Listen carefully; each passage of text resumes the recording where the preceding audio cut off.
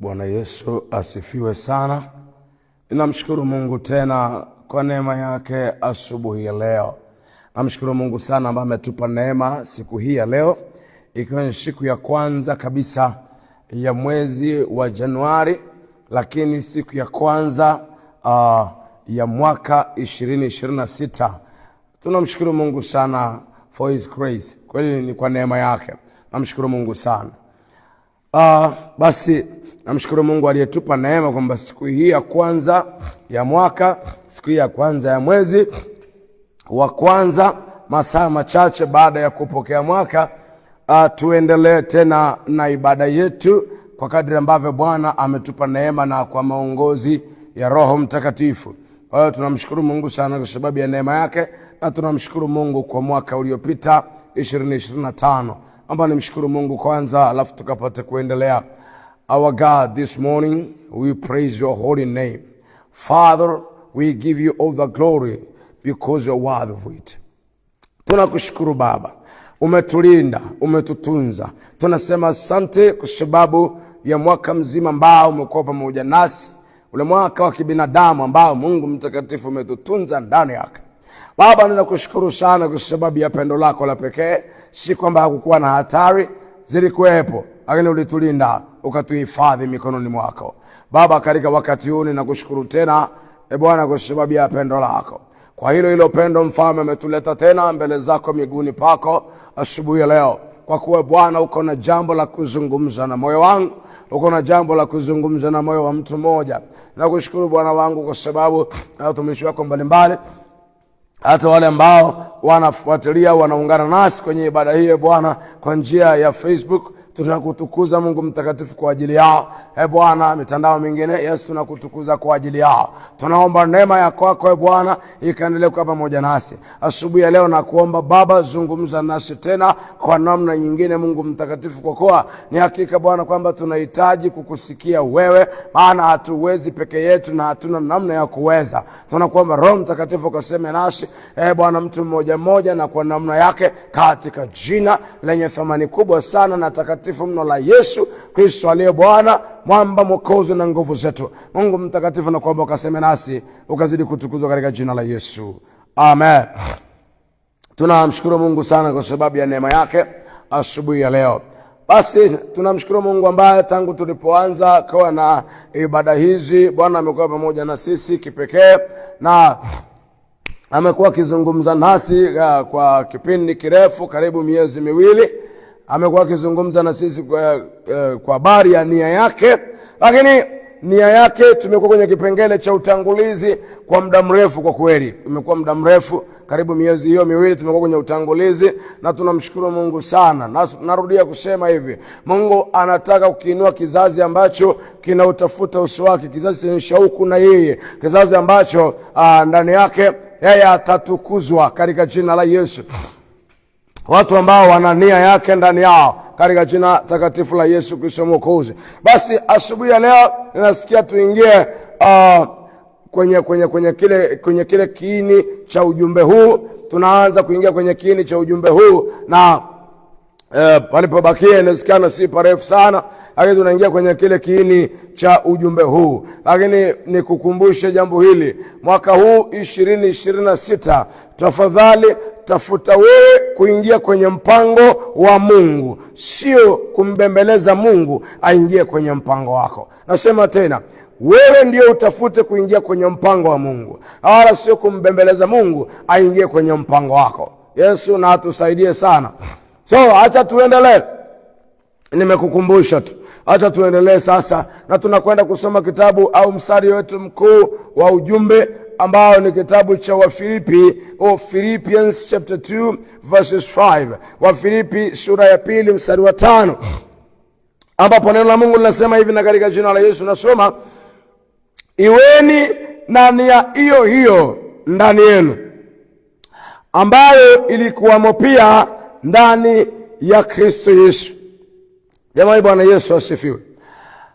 Anasema iweni na nia hiyo hiyo ndani yenu, ile ambayo ilikuwa ndani ya nani?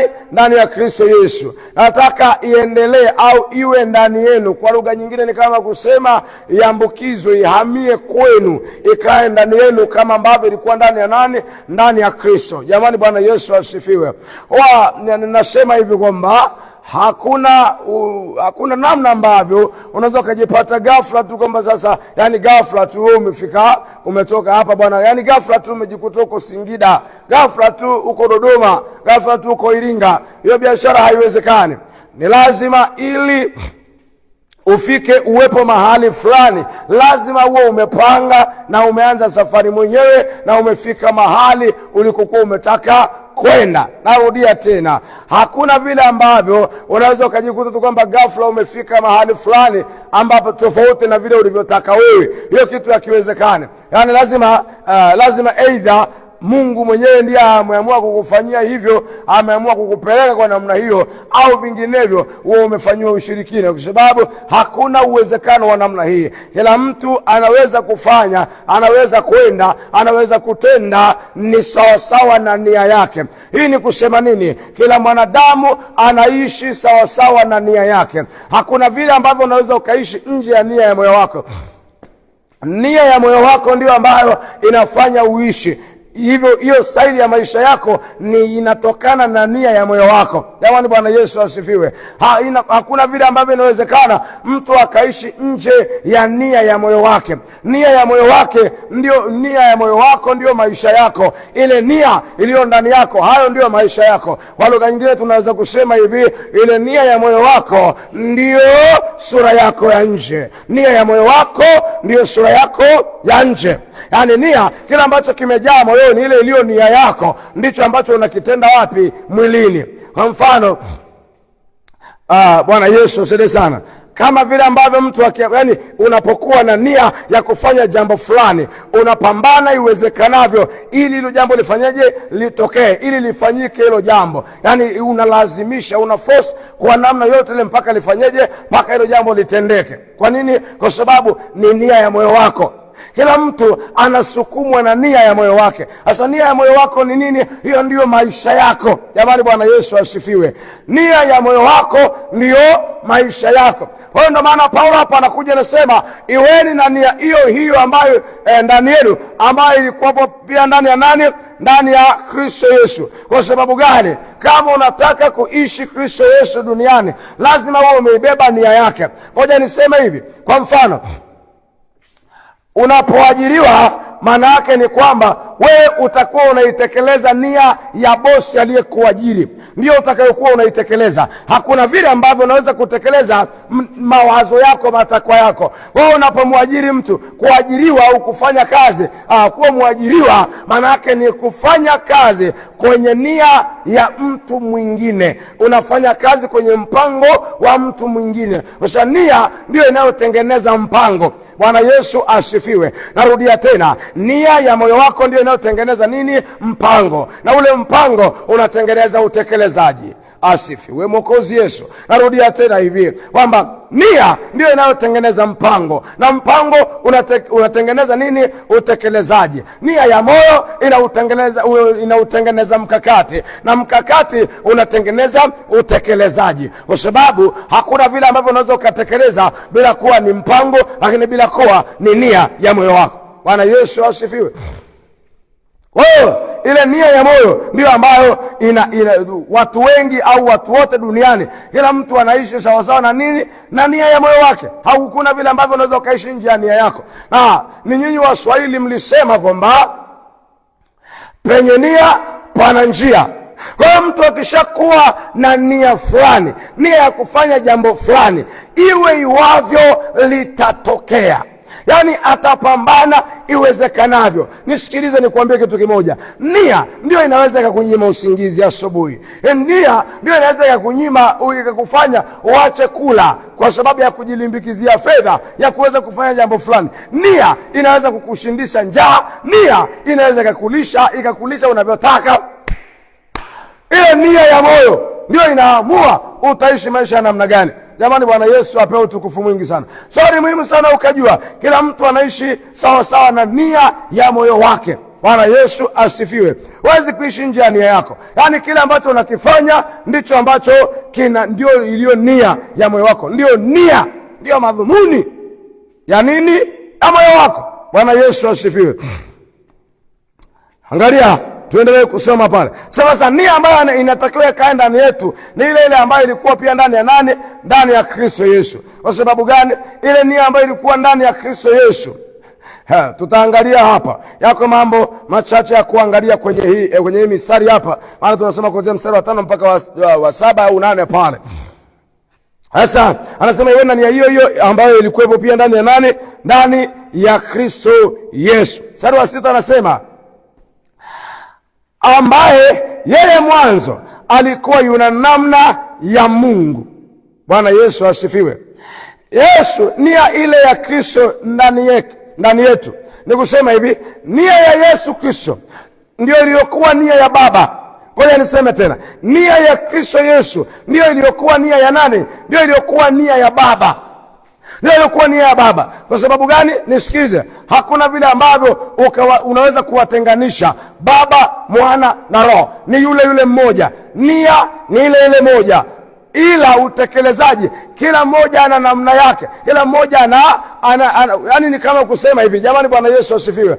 Mungu ni mmoja na utekelezaji wao kwenye habari ya utendaji hawagongani. Kwenye utendaji hawagongani. Baba hagongani na Mwana na Mwana hagongani na Roho. Kila mmoja ana nafasi yake, kila mmoja ana utendaji wake. Jamani, Bwana Yesu asifiwe. Kwa hiyo nia iliyokuwa ndani ya Kristo Yesu ni nia ambayo ilikuwa ndani ya nani? Ndani ya Baba.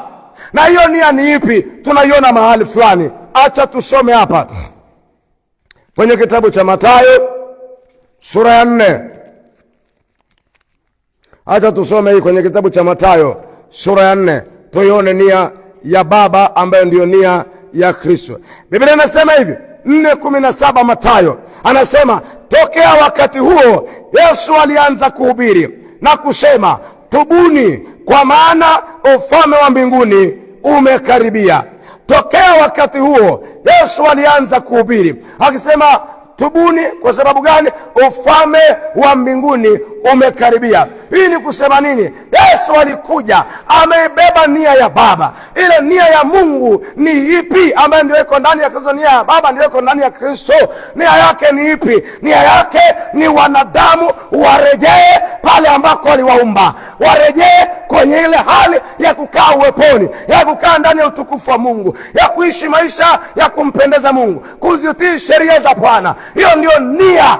Jamani, Bwana Yesu asifiwe. Nia ya mbingu ni wanadamu warejee kwenye neema, wanadamu warejee kwenye uwepo wa Mungu. Hiyo ndio nia ya mbingu, ndio nia ya Kristo. Jamani, Bwana Yesu asifiwe. Nia ya Kristo ni ipi? Nia ya Kristo ni hii, kwamba watu warudi kwa Mungu, watu warudi chini ya uongozi wa Mungu. Ndio maana nasema tubuni. Kwa maana nini? Ufalme maana yake ni utawala wa mbinguni umekaribia. Na hao watu ambao au ufalme wa Mungu, ufalme wa mbinguni unatawala watu waliotubu. Wanaotawaliwa na ufalme wa mbinguni ni wale waliotubu, waliojitakasa. Wewe ni kusema nini? Tubuni, kwa sababu Mungu anataka kuwatawala. Mungu anataka muishi chini ya uwepo wake. Mungu anataka muishi chini ya uongozi wake. Wewe, nia ya Kristo ni watu warejee kwa Baba, watu warejee kwa Mungu, watu wakae tena uweponi mwa Bwana. Hiyo ndio nia ya Kristo. Haleluya. Hiyo ndio nia ya Kristo. Ndicho amebeba moyoni wakati anakuja. Ndio maana alipokuja duniani wala hakwenda moja kwa moja msalabani.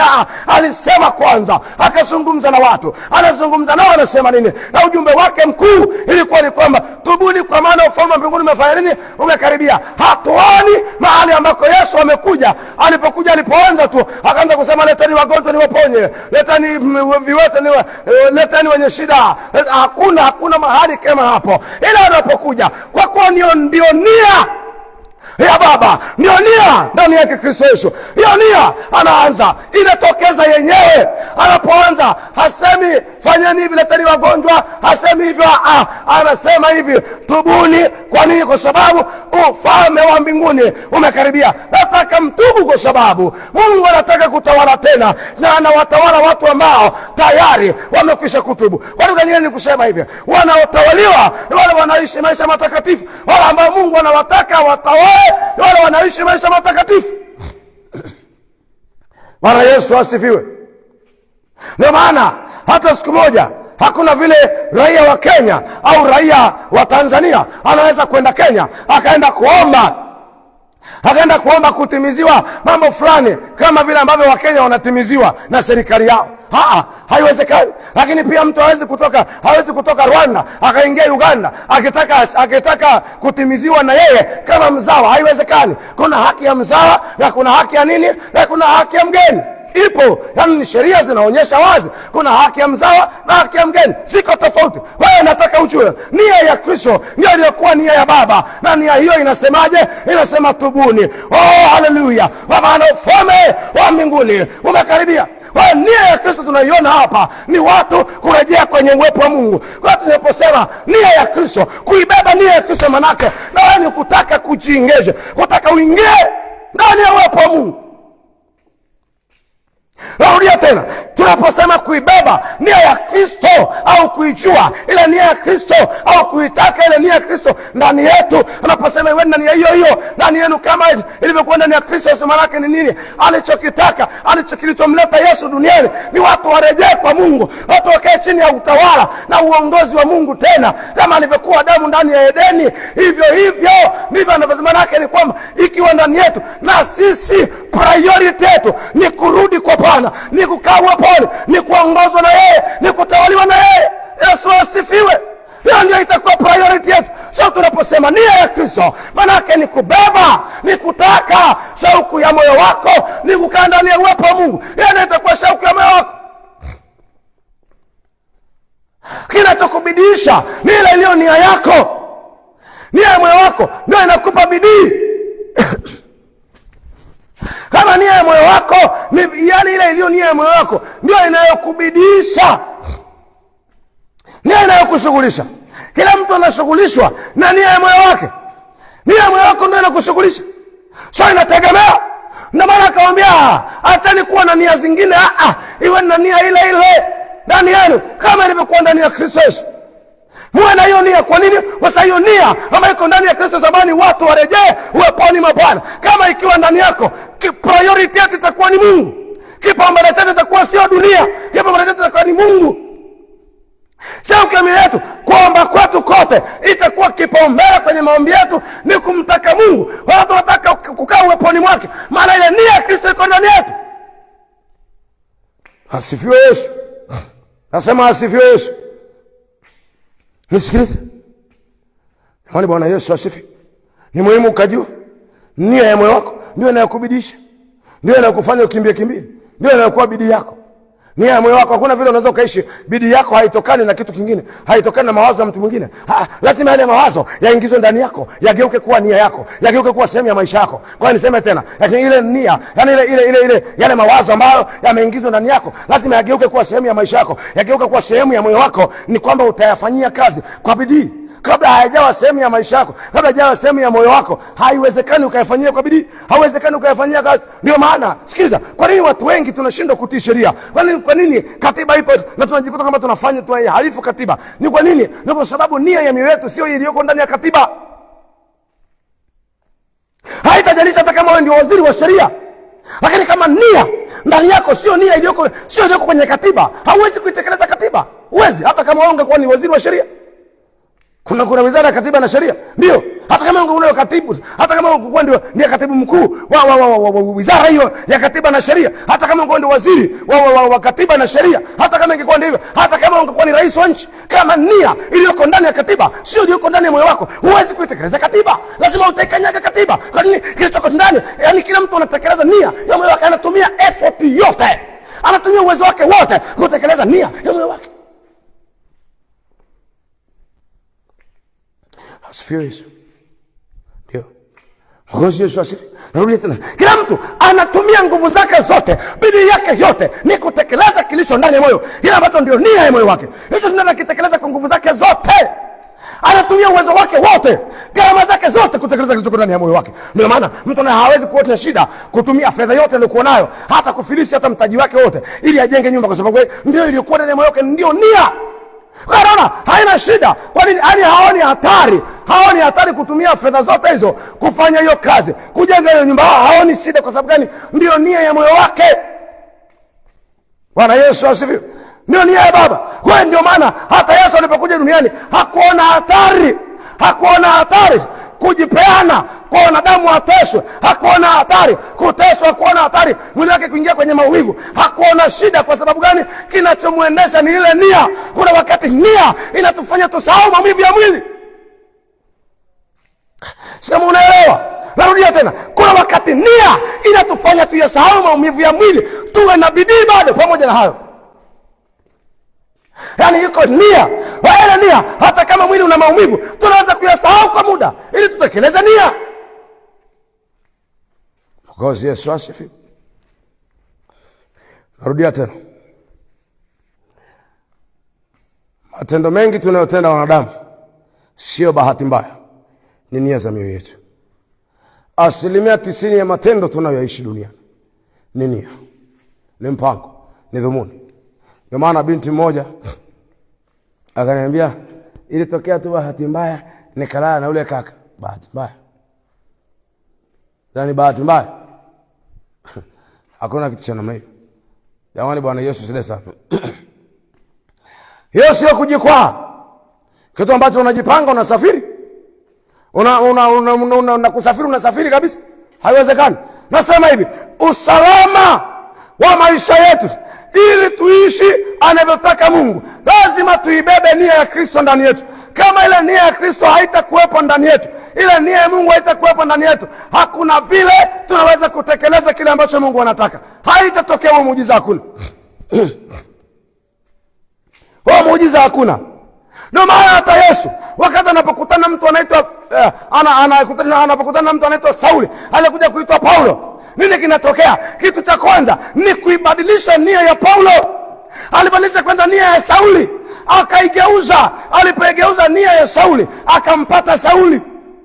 Ngoja niseme tena, nasema hivi, Yesu kabla hajaibadilisha nia ya Sauli ili abadilike, kabla hajaigeuza nia yake, Sauli alikuwa na mpango wake. Kabla hajafanya chochote kwa Sauli au Paulo, kabla ya yote aliibadili kwanza nia ya moyo wa Sauli, kutoka kutoka kutafuta kuua na kutafuta kumuishi Kristo. Yesu asifiwe. Mungu na atupe neema kabisa. Nasema hivi, Mungu na atupe neema katika jina la Yesu, tusije tukaishi tofauti na nia ya Kristo. Nasema hivi, nia ya Kristo, tunarudia tena. Sikia, mahubiri mengi yatahubiriwa na huwezi badilika, kwa sababu mwanadamu hajawahi kugeuzwa na maelezo. Niseme tena, mwanadamu hawezi kugeuzwa na maelezo.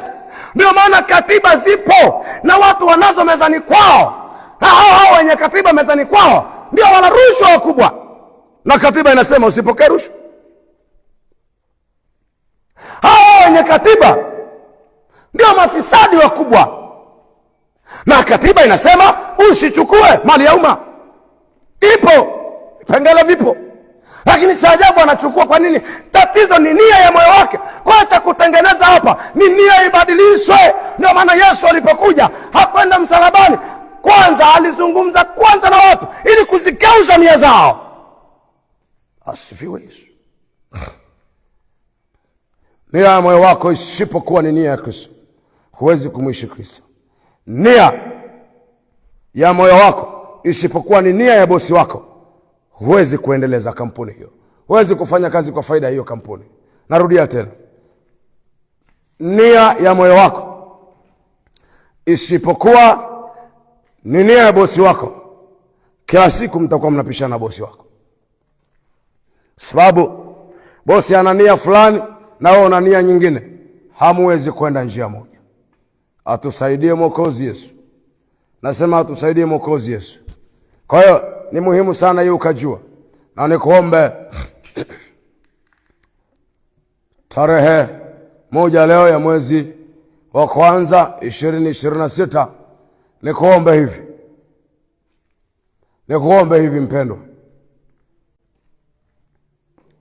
Jitahidi sana iwezekanavyo. Mwaka huu acha kuishi yale maisha. Acha kuishi maisha ya maombi, au acha kuishi maombi ya kumbembeleza Mungu aingie kwenye mpango wako. Tafuta wewe kuujua na kuuingia, uishi mpango wa Mungu, na sio Mungu aingie kwenye mpango wako. Tafuta wewe kuingia kwenye mpango wa Mungu, na sio Mungu aingie kwenye mpango wako. Let's pray this morning in the name of Jesus. Maana kuna watu, sikieni niwaambie, amua kubadilika. Nasema na wewe kwamba amua kubadilika. Amua kubadilika. Amua kubadilika katika jina la Yesu. Hata tukapata nafasi ya kuomba. Amua kuwa mtu mwingine mwaka huu. Amua kuwa mtu mwingine kabisa katika jina la Yesu. Father, in the name of Jesus, we are here before you, our Father, this morning. We are here, Father. We need you. We need you, our Father. Baba, ninakuomba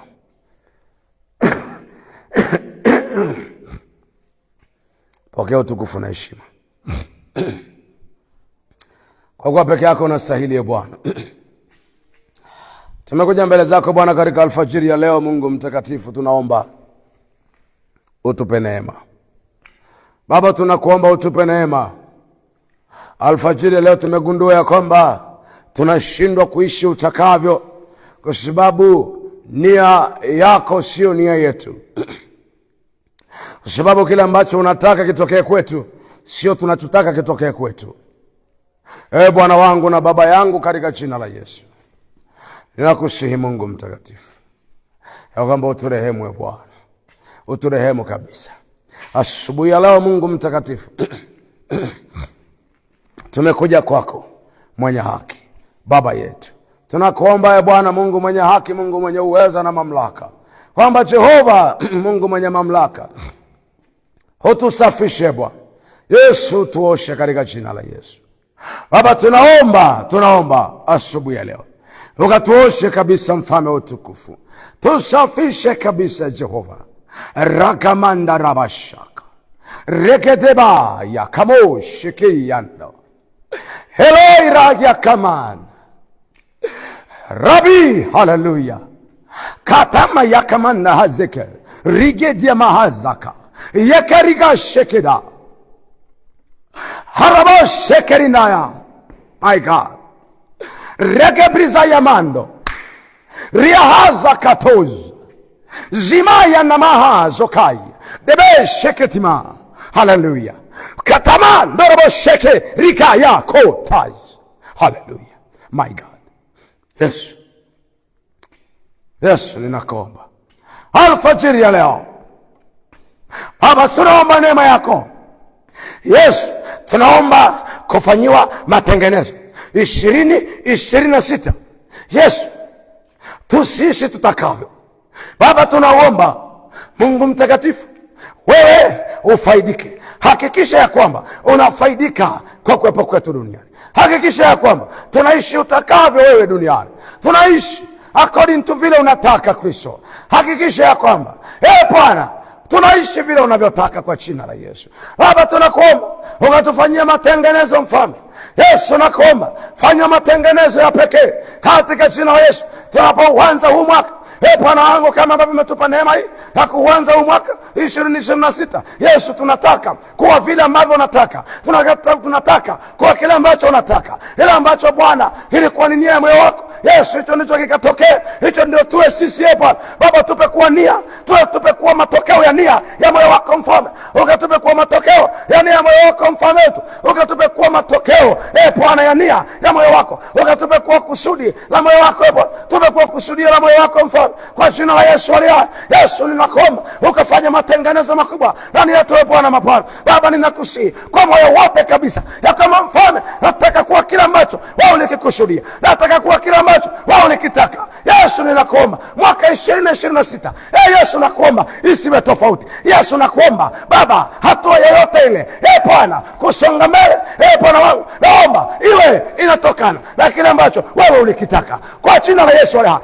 Bwana, wakati wowote Bwana, kwanza hatua ndani ya huu mwaka wa 2026 Bwana, nipige hatua Bwana, nikiwa kile ambacho wewe ulikitaka, kile ambacho wewe ulikikusudia. Yesu, nakuomba tengeneza, fanya mpango, fanya Bwana Yesu Kristo, mimi niwe matokeo ya mpango wa Mungu, kwa jina la Yesu. Yesu, ninakuomba ututengeneze Bwana, Baba yangu na Mungu wangu, katika jina takatifu la Kristo Yesu. Nakuomba sana ya kwamba Bwana wa mapana, Mungu mwenye haki, Mungu mwenye uwezo na mamlaka, ninakuomba sana Mungu mtakatifu, Jehova, naomba neema yako Bwana, neema yako Mfalme wa amani, Yesu Kristo. Baba, naomba ukatamalaki kwa jina la Yesu. Baba yangu na Mungu wangu, katika jina la Yesu. Ni kweli Yesu, ninakuomba Baba ukatutengeneze, maana wewe umeagiza ya kwamba tuseme, ya kwamba niseme wazi wazi ya kwamba asema hivi Bwana wa majeshi, nirudiani mimi nami nitawarudia ninyi, asema Bwana wa majeshi. Yesu, nakuomba Bwana, nakuomba Mfalme ya kwamba ukafanya matengenezo ndani, fanya matengenezo ndani yetu, fanya matengenezo. Kuna watoto wako wengi ama Bwana shai wako wanaomba Bwana katika maeneo mbalimbali, wako wanaomba sasa. Yesu, nakuomba Bwana wangu ya kwamba Yesu tokea kwao, fanya matengenezo makubwa kwa jina la Yesu aliye hai. Mungu mtakatifu, ninakuomba sana, nakusihi Bwana mabwana, Mungu mwenye mamlaka, Mungu mwenye uweza, Mungu uliyejaa utukufu mwingi, rakamandaraboshaka. Yesu, ninakuomba Bwana wangu na Baba yangu, Yesu, ninakusihi Mungu mtakatifu ya kwamba rakamandaraboshaka rekekekaboshaka yakariandaraboshaka yesekebyam yaposha yakat yaketemandarabasaka yaziamandorobo. Haleluya. Yesu, ninakuomba, Yesu, ninakuomba, Yesu, ninakuomba haziakaya jekezimazi hakapozama ragadiba zeketiba hazokomanda regebishiba harokoshakata rakamiandarabashaka retemando roboshaka rikosereba. Haleluya. My God, Eloi, Eloi, Eloi lami. Haleluya. Rabbi, hena. Haleluya. Hena riagaba. Haleluya, haleluya. My God, tafadhali nakuomba fanya matengenezo ndani yetu. Yesu, katupe kuwa kile ulichokikusudia. Karabashaka regedeba. Haleluya. Bwana Yesu, nakuomba tutengeneze. Bwana Yesu, nakuomba tuwe kila ambacho kwa ajili yetu ulikubali kufa msalabani. Yesu, nakuomba tutengeneze Mfalme. Bwana, tufinyange, tuwe kile ambacho ulikikusudia, tuwe kile ambacho ni nia ya moyo wako, tuwe kile ambacho ulikitaka, kwa jina lenye nguvu la Yesu Mwokozi, Mfalme na Bwana. Yesu, nakuomba kwamba Bwana wangu na Baba yangu, nakuomba ukafanya matengenezo. Yesu, ninakuomba ukafanya matengenezo ndani yetu. Bwana wangu, nakuomba tengeneza wanaume na wanawake. Bwana Yesu, finyanga, tengeneza. Leo uliyesema Yesu, tumekubali na tumerudi miguuni pako. Yesu, tumejua na tumeelewa, hatuwezi maana kinachotuendesha ni nia ndani yetu. Yesu, tunakuomba utupe neema ya Bwana Baba, tuwe matokeo ya makusudi yako, tuwe matokeo ya ile kazi yako msalabani. Yesu, nakuomba ukatutengeneze. Bwana wangu, nakuomba tengeneza wanaume na wanawake Mfalme. Bwana wangu, ninakusihi sana katika jina takatifu la Kristo Yesu Mwokozi, Mfalme, Bwana mamba na nguvu zetu, nakuomba Mfalme wetu ya kwamba ukatutengeneze Bwana wangu, tupe kuishi utakavyo kwa jina la Yesu Kristo Mwana wa Mungu aliye hai. Roho Mtakatifu Bwana, kuomba Baba, tengeneza, finyanga, unda upya kabisa kwa jina la Yesu. Baba, ninaomba sana kwa neema yako ya pekee iwe juu yetu. Roho Mtakatifu wa Bwana, Roho Mtakatifu wa Bwana, nakuomba ukajitukuze kwa jina la Yesu Kristo Mwana wa Mungu aliye hai. Bwana wangu na Baba yangu, ninakuomba sana kwamba ukatupe neema mfalme, tutengeneze mfalme utakavyo, kwa jina lenye nguvu la Yesu, jina lenye mamlaka Bwana Yesu. Tunakusihi ukatupe kukuishi wewe, ukatupe kuishi kwa ajili yako Bwana Yesu. Tutengeneze tuwe kile ambacho ulikikusudia, na tena Yesu nakuomba Bwana ukatutengeneze kabisa mfalme Bwana, tutengeneze Yesu, tupe kwa kile ambacho ulikikusudia, tupe kwa kile ambacho ulikitaka, kwa jina lenye nguvu la Yesu. Mwokozi nakuomba tafadhali, mpendwa, omba mahali ulipo, omba kabisa, omba hata kama uko kwenye kiti, omba tafadhali kwa jina la Yesu. Taka sana kwa kile ambacho Kristo Yesu alikubali kwa msalabani kwa ajili ya hicho, katika jina la Yesu Kristo mwana Mungu aliye hai. Bwana wangu naomba fanya mtengeneze ndani yetu Bwana. Baba yangu ninakuomba ukatutengeneze katika jina la Yesu. Baba yangu na Mungu wangu ninakuomba, Mungu mtakatifu, nakuomba Jehova mwenye haki, Mungu mwenye mamlaka, Baba yangu nakuomba, Mungu usinyamaze, Mungu usitulie, kwa jina la Yesu aliye hai. Roho Mtakatifu wa Bwana, Baba ninakuomba kama Mungu mtakatifu, Bwana wangu na Baba yangu, naomba Mungu mtakatifu kama Jehova ukajidhihirishe, Jehova ukajionyeshe, Jehova ukajidhihirishe, kwa jina la Yesu Kristo mwana wa Mungu aliye hai. Yesu ninakuomba neema yako, Yesu nakuomba tupe kwa kila ambacho wewe ulikitaka mfalme. Bwana wangu nakuomba sana ukatutengeneze Bwana wangu Baba, tuwe kile ambacho nikikusudia katika jina la Yesu. Baba nakusihi Mungu mtakatifu ya kwamba Bwana ukatupe kuwa furaha ya moyo wako Bwana Yesu. Baba tupe kuishi kwa ajili yako, tupe kuishi kwa faida yako mfalme, tupe kuishi Bwana kwa furaha yako, ukatupe kuwa furaha yako Bwana wangu, tupe kuishi kwa ajili yako mfalme. Bwana mabwana mwenye mamlaka, Mungu mwenye uweza, tupe kuwa faida yako duniani, tupe kuwa furaha ya moyo wako Bwana. Baba ukatupe kuwa furaha ya moyo wako mfalme. Bwana moyo wako ufurahishwe na kuwepo kwetu duniani katika jina la Yesu Kristo mwana Mungu aliye hai. Baba ninakuomba ya kwamba mfalme ukatutengeneze Jehova, tupe Bwana kuwa furaha ya moyo wako kwa jina la Yesu Kristo mwana wa Mungu aliye hai. Bwana Yesu ninakuomba Baba, wala tangu sasa isiwe ni mimi ninaishi, bali wewe Kristo ndani yangu katika jina la Yesu. Isiwe ni mimi ninaishi, bali Bwana Kristo ndani yangu mfalme. Iwe ni kwa faida yako, hatua yote ya maisha yangu Bwana iwe kwa faida yako, iwe kwa ajili yako, iwe kwa furaha ya moyo wako, iwe shangwe ya moyo wako Bwana. Baba nakuomba ukatutengeneze Bwana, tupe kwa utukufu Bwana, tupe kwa utukufu wako duniani. Yesu tunakuomba Bwana, niwapo hadharani Yesu niwe utukufu wako Baba, niwapo sirini niwe utukufu wako, kila mahali niwapo niwe utukufu wako katika jina la Yesu. Bwana wakati majira na saa yote nipe kwa furaha ya moyo wako Bwana, popote niwapo katika jina la Yesu, iwe shangwe ya moyo wako mfalme. Nakuomba Mungu mtakatifu Bwana Yesu, ninakuomba Yesu katengeneze, Yesu unda kwa upya, Yesu unda kwa upya katika jina la Yesu Kristo mwana Mungu aliye hai. Bwana wangu ninakuomba Mungu mtakatifu kafanye upya in the name of Jesus. Nakuomba Bwana wangu kafanye, tengeneza Jehova. Bwana wangu kanipe kwa furaha ya moyo wako, kwa shangwe ya moyo wako Bwana, popote niwapo na chochote nifanyacho mfalme. Baba ukanipe Bwana kuwa furaha ya moyo wako katika jina la Yesu. Baba yangu nakuomba tengeneze Bwana wangu, ukanipe kuwa faida, ukanipe kuwa faida yako duniani. Yesu ufaidike na kuwepo kwangu duniani. Baba nakuomba unipe neema niwe faida ya moyo wako Bwana wangu, niwe faida yako, niwe faida kwa ufalme wako. Yesu nakuomba fanya matengenezo wako vijana Yesu nakuomba watengeneze Bwana wangu, nakuomba wawe furaha ya moyo wako, wawe shangwe ya moyo wako wanapokuwa vioni, wawe shangwe moyo wako popote pale unapokuwa mfalme, ukawape neema Bwana ya kuwa shangwe moyo wako, wewe ufurahishwe na kuwepo kwa duniani. Yesu nakuomba wewe ukafurahishwe Bwana na kuwepo kwao ndani ya vile vyuo kwa jina la Yesu. Bwana wangu nakuomba ukafanya matengenezo. Yesu nakuomba, Yesu nakuomba wala usinyamaze, usiwe na utulivu, usitulie Bwana, lakini Yesu naomba niyo mpango madhumuni na makusudi yako yakatimizwe. Rakamando robo shaka Yes akataba. Haleluya, haleluya. Baba ninakuomba tengeneza kwa upya mfalme. Baba nani awezaye mwenyewe? Kama tungeweza wenyewe tusingeomba, tusingehangaika, lakini alfajiri leo tumekuja tena Baba kwa moyo wote kabisa, tunataka kuwa kile ulichokikusudia. Inawezekanaje? Ni kwa mkono wako, ni kwa mkono wako. Uligeuza Sauli, unaweza kutugeuza nasi Yesu, tukawa kile ambacho ulikitaka, kutoka kuwa muuaji na kuwa mtume asiyeogopa hata kufa kwa ajili ya jina lako Yesu Kristo Mwokozi. Kwa kuwa ulifanya mabadiliko ndani yake Yesu, nakuomba Bwana ukafanya mabadiliko ndani yetu, ukafanya mabadiliko ndani yetu Bwana kipekee katika jina la Yesu.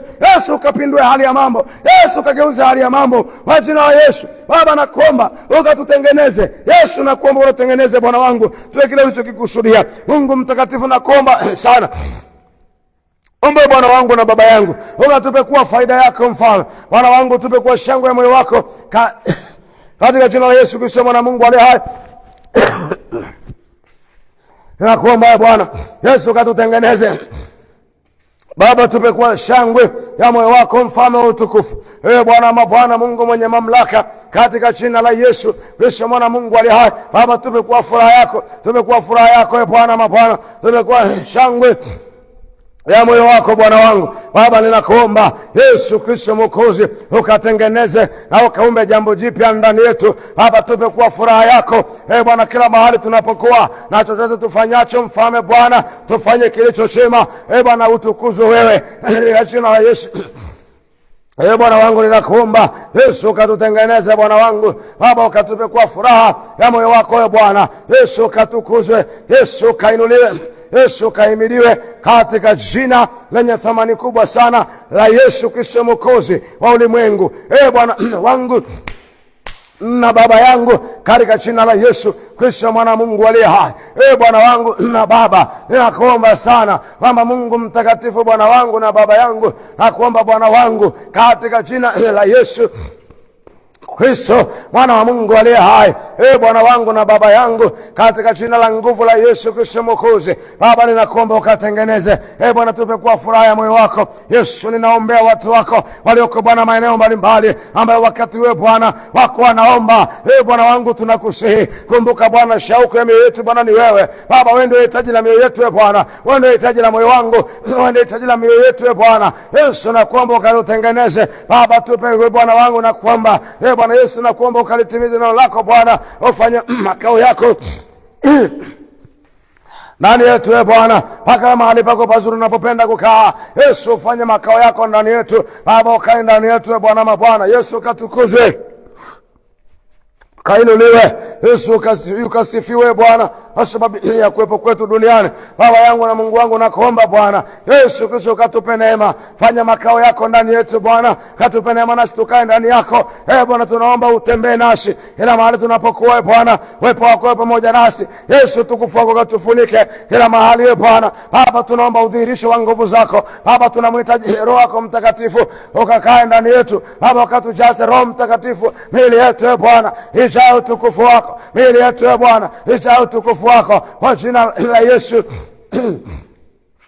Kristo mwana wa Mungu aliye hai. Baba yangu na Mungu wangu, katika jina lenye nguvu tena la thamani la Yesu Kristo Mwokozi aliye hai, Bwana wangu na Baba yangu, mimi nakuomba ya kwamba Baba ukae ndani yetu, nasi ukae ndani yako Bwana.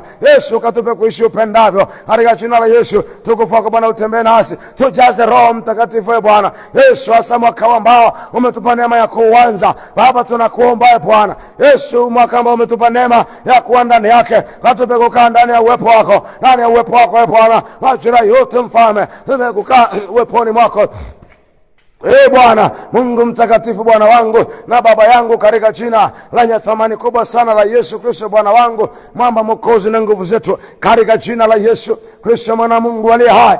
Bwana wangu, ninaomba ukatupe neema Bwana ya kuishi ndani yako, ya kuishi uweponi mwako, ya kuishi ndani ya utukufu wako, katika jina lenye thamani kubwa mno la Yesu Bwana, mwamba mwokozi na nguvu zetu, katika jina la Yesu ninakuomba neema yako Bwana iwe juu yetu, juu ya vijana, juu ya wazee, juu ya wanawake na wanaume. Yesu, tengeneza Baba, naomba ukafinyange Bwana, katika jina la Yesu. Baba, tupe kuwa Bwana kukaa ndani ya uwepo wako Bwana, majira yote tuishi ndani ya uwepo wako, katika jina la Yesu Kristo Bwana wa Mungu aliye hai. Bwana wangu, tutengeneze tukae uweponi mwako Bwana, katika jina la Yesu Kristo Bwana. Kila majira tukae ndani ya uwepo wako Bwana wangu, katika jina la Yesu Kristo mwana Mungu aliye hai. Lakini Baba yangu na Mungu wangu Bwana, majira haya nimekuja kwako mtakatifu sana, Mungu wangu na Baba yangu, nikiomba Bwana wako watu ambao ni wagonjwa na wako wanaomba sai waponye. Yesu, naomba neema yako ikawafikie mahali walipo, ukawaponye kanga miili yao yenye maumivu na mateso mbalimbali. Yesu, nakuomba Bwana, yosha mkono wako wenye mamlaka, naomba ukawaguse, gusa Bwana popote penye mateso na maumivu. Yesu, naomba ukawaondolee, ukawaponye Bwana.